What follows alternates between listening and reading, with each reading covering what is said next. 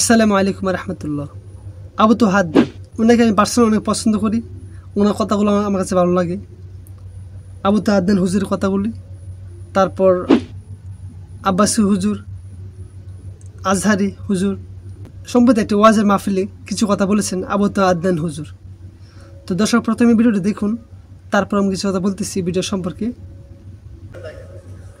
কলেজে পড়তে গিয়ে মেয়েরা কি করতেছে দেখেন, আর আপনি আপনার মেয়েকে কলেজে ওখানে পড়তে পাঠাচ্ছেন, ওখানে হোস্টেলে রাখছেন, যেখানে একটা মেয়েকে নবী সাল্লাল্লাহু আলাইহি ওয়াসাল্লাম মাহরাম ছাড়া সফর করতে নিষেধ করছেন, সেখানে আপনি আপনার মেয়েকে কোন শিক্ষায় শিক্ষিত করার জন্য রাতের পর রাত সেখানে কাটাচ্ছেন?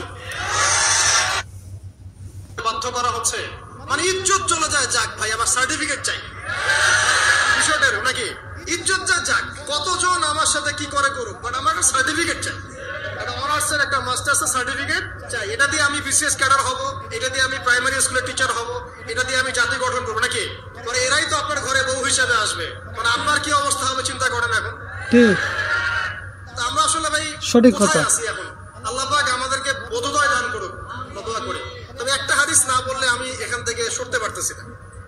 এই কথাই নবী সাল্লাল্লাহু আলাইহি ওয়াসাল্লাম বলেছেন, হুবাহু এই কথাই, একদম এটাই, যে ফিতনা ধেয়ে আসছে, লা ইলাহা ইল্লাল্লাহ, ফিতনা ধেয়ে আসছে।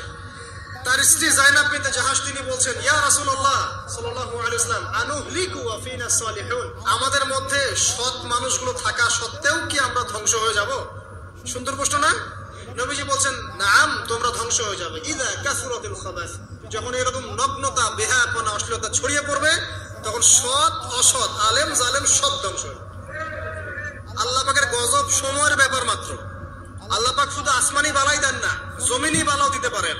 আল্লাহ পাক মুসলিমের ফাসাদ লাগিয়ে দিতে পারেন। আল্লাহ পাক বহিঃশত্রুকে আপনার উপর চাপিয়ে দিতে পারেন। আল্লাহ পাক দুর্ভিক্ষ দিতে পারেন। আল্লাহ পাক মহামারী দিতে পারেন।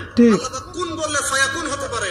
সে আল্লাহকে ভুলে গিয়ে এইসব প্রগতিশীলতার নামে যখন নগ্নতার চর্চা হচ্ছে, অশ্লীলতার চর্চা হচ্ছে, আর আমরা এগুলো সব বুক বুঝে সহ্য করছি, মাদক, জেনা, ব্যভিচার সব চলছে চোখের সামনে, আমরা কিচ্ছু বলার নাই, সুদ ঘুষ সব চলছে। এটা সময়ের ব্যাপার যে আল্লাহ পাকের গজব কখন আসবে। আর যখন আসবে, আলেম জালেম কাউরে ছাড়বে না ইনশাআল্লাহ, আমারে আপনারে কাউরে ছাড়বে না ইনশাআল্লাহ, দেখে নিয়ে। আরেকটা কথা নবীজি বলছেন, দুই শ্রেণীর মানুষ আসবে কিয়ামতের আগে আগে, আমি দেখি নাই। তখন সাহাবীরা বলছেন, কারা ইয়া রাসূলুল্লাহ? একজন বলছেন, এক শ্রেণী হচ্ছে এমন এক শ্রেণীর পুরুষ। কারা এরা? পুরুষ, যাদের হাতে লম্বা লম্বা লাঠি থাকবে, লাঠি, এই লাঠি দিয়ে তারা মানুষকে পিটাবে। কি আপনারা বুঝতে পারেন না কারা? আপনি নিজেও তার মধ্যে আছেন, আপনার ভাইও তার মধ্যে আছে। আপনি এবং আপনার ভাই দুজনেই এই কাজ করছেন, ভাইয়ে ভাই মারামারি করছেন, সবার হাতেই লাঠি আছে না? আছে। অথচ উভয় মুসলিম, আর একজন মুসলিম যখন আরেকজন মুসলিমের এগেইনস্টে যুদ্ধ করতে যায় বা এরকম মারামারি করতে যায় না, যে মরবে আর যে মারবে উভয়ই অপরাধী, উভয় অপরাধী। হাদিস রিয়াদুস সালিহিন বইয়ের মধ্যেও আছে, দেখে নিন।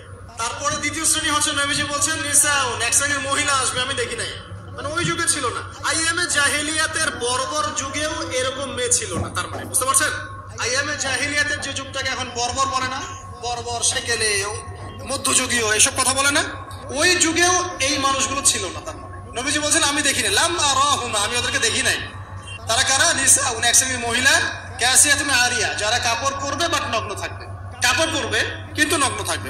মুমিলাত মাইলাত, নিজেও মানুষকে আকৃষ্ট করবে, আবার নিজে আকৃষ্টও হবে। তারা জান্নাতে যাবেও না, জান্নাতের গন্ধও পাবে না। নেন এবার, এখন দেখেন, একটু ভেবে দেখেন যে আমার ঘরে কি সেরকম মেয়ে আছে কিনা, আমার ঘরে সেরকম বোন আছে কিনা, আমার ঘরে তেমন ওয়াইফ আছে কিনা। এখন যদি আপনি আল্লাহ এবং তার রাসূলকে সর্বোচ্চ অগ্রাধিকার দেন, আল্লাহর ওয়াস্তে ওদেরকে ঠান্ডা মাথায় বোঝানোর চেষ্টা করেন, বোঝান যে তারা, তাদের ফাংশনটা কি, দুনিয়াতে ওদের ফাংশন কি, দুনিয়াতে মেয়েদের ফাংশনটা কি, একটা পরিবারে একটা মেয়ের ফাংশন কি, স্বামী স্ত্রীর সম্পর্কের মধ্যে মেয়ের ভূমিকা কি, স্ত্রীর ভূমিকা কি, এগুলোকে বুঝান। আবু তো হাদ্দান হুজুর গুরুত্বপূর্ণ কিছু কথা বলেছেন একটি ওয়াজের মাহফিলে। সেখান থেকে কিছু অংশ আপনাদেরকে শোনালাম। পর্দার সম্বন্ধে কিছু কথা বলেছেন, যে এমন একটি যুগ আসবে যখন নারীরা পোশাক পরবে কিন্তু তাদেরকে উলঙ্গ দেখা যাবে এবং খারাপ দেখা যাবে। তো দর্শক, সাল্লাল্লাহু আলাইহি ওয়াসাল্লামের ভবিষ্যৎবাণী এবং আবু তো হাদ্দান হুজুরের কথাগুলোর সাথে বাস্তবিক অনেক মিল রয়েছে, বাস্তবিক অনেক প্রমাণ ওনার পক্ষে রয়েছে। বর্তমানে কলেজে, হোস্টেলে, বিশ্ববিদ্যালয়ে অনেক বাজে কুকর্ম, খারাপ কাজ করতেছে। এগুলোর প্রমাণ আমাদের যে ফেসবুকে, ইন্টারনেটে, আমাদের সোশ্যাল মিডিয়াতে আমরা দেখতে পাচ্ছি।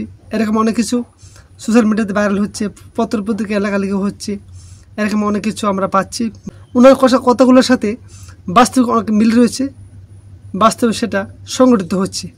এগুলো প্রায় আমরা পত্রপত্রিকা দেখতে পাচ্ছি, শুনতে পাচ্ছি যে বর্তমানে হোস্টেলে, কলেজে, বিশ্ববিদ্যালয়ে যে বাজে কাজগুলো হচ্ছে, যে একটি সার্টিফিকেটের জন্য, একটি ডিগ্রির জন্য কত মানুষ, কত মহিলা কত বাজে কাজ করতেছে, বাজে পথে চলতেছে।